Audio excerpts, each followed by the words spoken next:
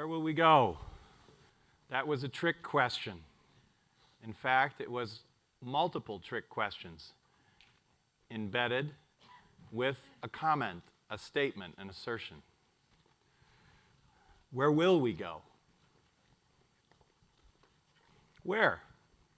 Where will we go? Where will you go? Where will we go?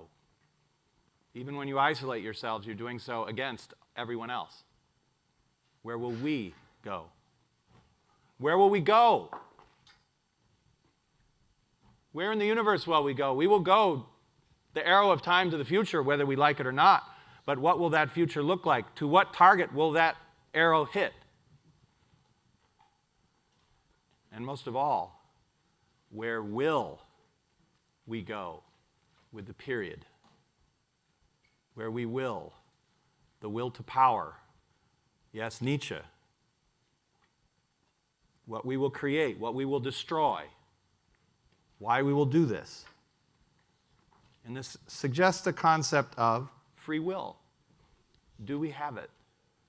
This is a conversation that confounds most people unless they sit down and really think about it. Do we truly have free will? How could we doubt this? But yet research is suggesting that maybe there is some doubt to our volition. Imagine something as simple as raising your hand. Raise your hand right now, please. Raise your hand. You've responded to my will, and by your own free will, you have raised your hand. Your cognitive system has allowed you to raise your hand, and of course, this is because you have decided to do so. There is nothing more free will about raising your hand, to pose a question, to struggle, to fight back with your hand in the air, but yet research is telling us, my good colleague Mohan Cerf has told me that neuroscience is discovering that moment when you've consciously recognized that you are going to raise your hand, you have decided, I will now raise my hand. In your brain, there is a place where that has already been decided for you. What is free will? Do we have it?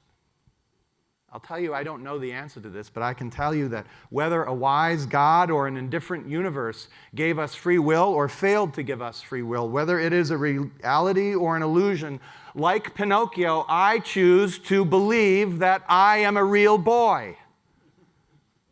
That I do not suffer slings and arrows by accident. That I do not lay down to do what is natural. I stand up to figure out what should be right and where we will go together. And this is a decision. That is your free will. And even if it's not, even if that eternal optimist Camus was correct and we're pushing a boulder up a hill for no apparent reason, there is nobility in that struggle. And maybe one day by pushing the boulder to the top, it will fall off the other side and we will prove the gods of Olympus wrong. But that will only happen by pushing the boulder. William James said attention equals belief. Notice he did not say attention affects belief. He said it equals belief. What he meant was to what we attend affects what we believe, and therefore what we believe affects the decisions we make of what to attend.